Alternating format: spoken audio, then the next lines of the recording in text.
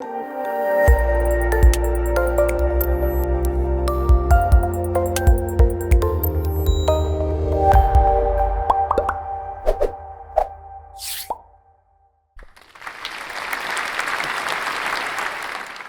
praying to save my love, my family, my relatives, my friends who are affected.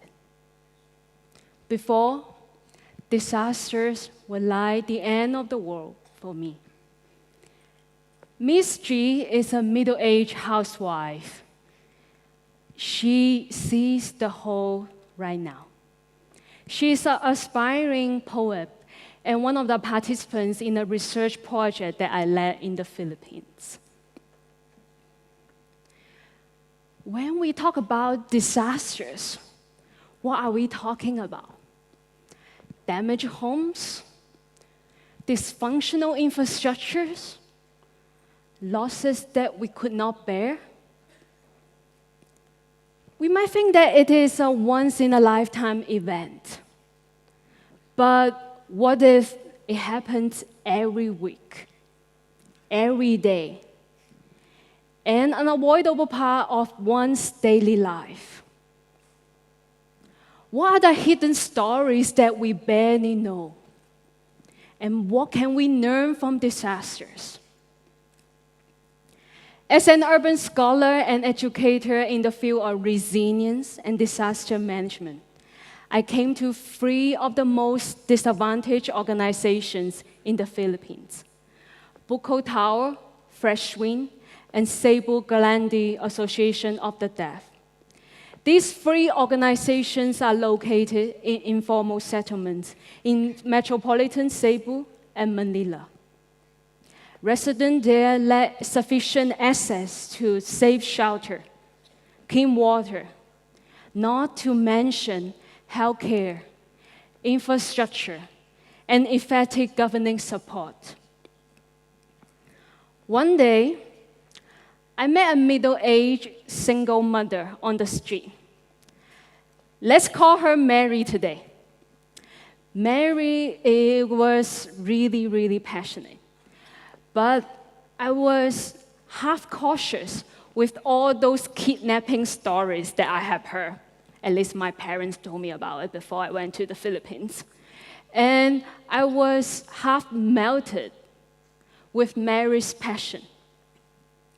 So I entered Mary's home, an 8-square-meter shelter made from cardboard.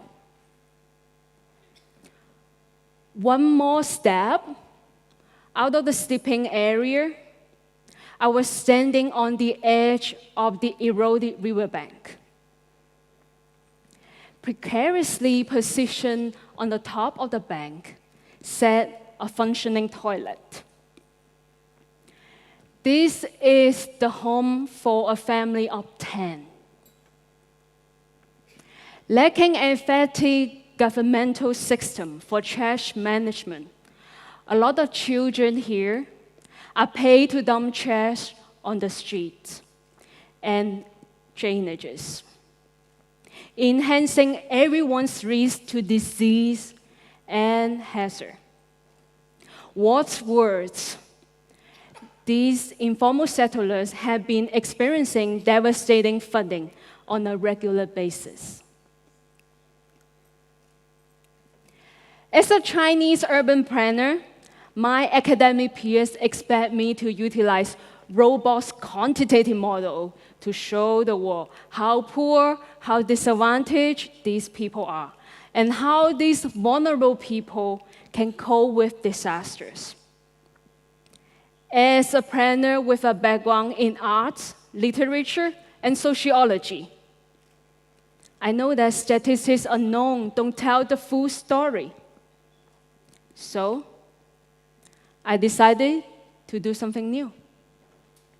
Through a research grant and a social media campaign, I attained 26 youth and smartphones. And I handed out these smartphones to the selected participatory photographers and taught them basic photo skills. Bear in mind, some of them never owned a phone before. I set up a Facebook group called Visible Boys and asked them to share photo stories with me, the community, and the rest of the world. Therefore, they started their own online governing system for resilience and disaster management. All of the photos I'm presenting today were taken from these at-risk populations with limited resources. So let's start our academic adventure. Mobility is essential when one experiences disasters. With limited social economy resources and governmental support, what can they do? The local community members I encounter have begun making their own rescue boats, using local techniques and materials. They connect the materials, design, construct, and restore these rescue boats for evacuations during flooding in the region. This practice of professional boat building attracted both private and public donors. So right now, you can order any pattern or logo to be painted on these rescue boats as a donor. And some of these donors also purchase rescue boats as well as the training services to help other communities as well. One of the professional boat builders, a 19-year-old young man who dropped out of middle school, passionately expressed this to me. I want to be a teacher and leader, to make changes, to make boats, to be useful, and help the rest of the world to fight against disasters. The urban poor community lacked direct access to agriculture and sufficient financial resources facing fluctuating food prices. So if disasters strike, what can they do? This disadvantaged population started to build their own community gardens in the vacant neighborhood land. Compost, vegetables, native trees, and plants are cultivated and developed by mostly community mothers. So community members, researchers, site visit groups, and even we are able to purchase these products online and on-site. In this way, the community gardenings provide options to achieve food independence, even for the urban poor communities.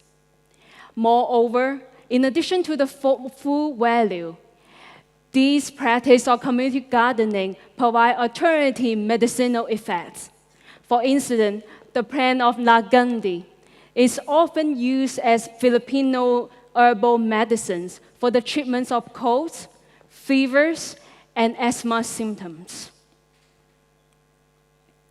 And in addition to these learning practice, the community gathering becomes a social learning place for local knowledge exchange. Recognizing the social and financial values, men who usually are less active in community activities join the women to participate in community gardening and share insight regarding planting, cooking, and herbal treatment. There are a lot of problems and few resources. Take the trash management and critical issue in the community. So the community mothers began to produce shopping bags as well as the garden containers for using water bottles and plastic package materials. This approach also becomes an educational tool for the resident to learn a more sustainable lifestyle as well as proper trash management. And it also attracted college students from Manila to work on the marketing as well as advertising strategies to reach more customers in the world. One of the participants, a young lady, 19-year-old, told me something about her inspiration beyond the business. I want to be a fashion designer to produce more chic accessories with these mothers and lead a more sustainable fashion trend to the world. Disasters may devastate a community physically, financially, and socially. However, disasters can bring opportunities as well, even in the most vulnerable communities with extremely limited resources. We typically think people in disasters are helpless, waiting to be saved. But through their own eyes, they are resilient, innovative, and willing to transform themselves and help the rest of the world. When they experience the worst of life, they bring the best of humanity. One of the young participants shared this scene with me. That's what he saw during an evacuation. Wow, it is a girl. Every tricycle driver is a boy.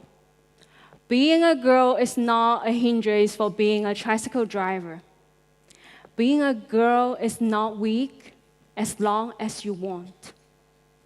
You can also drive. You can do anything you want. I am so poor, but I can do something. Something is not just surviving, but transcending limitation and expectation. In an era of climate change and increasing inequality, accompanied with continuous conflicts, we may feel anxious, angry, and even desperate. But we can do something beyond vulnerability, something that cultivates hope and inspiration. Thank you.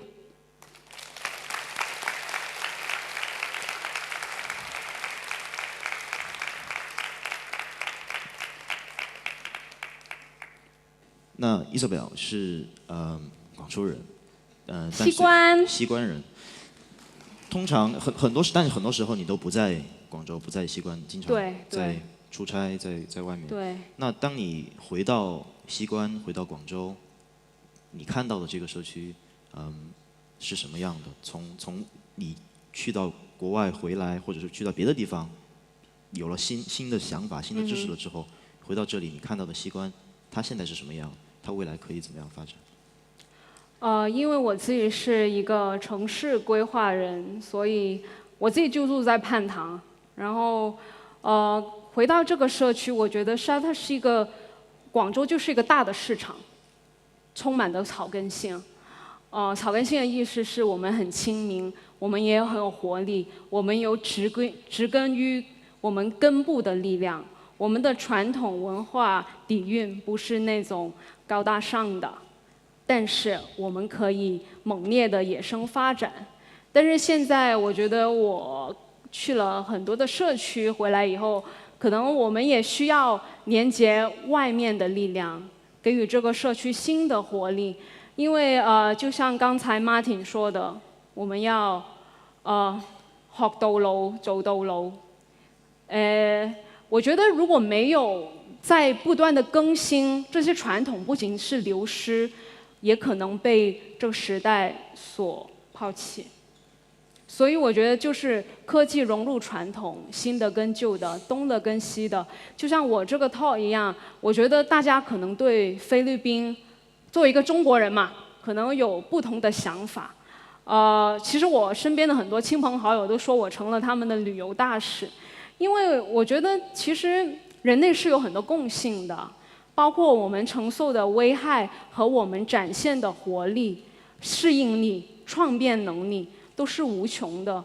而且我們從相互的學習當中，可能認識的更多是希望跟創意，而不是敵對跟仇恨吧。谢谢，谢谢。谢谢，谢谢 Isabel。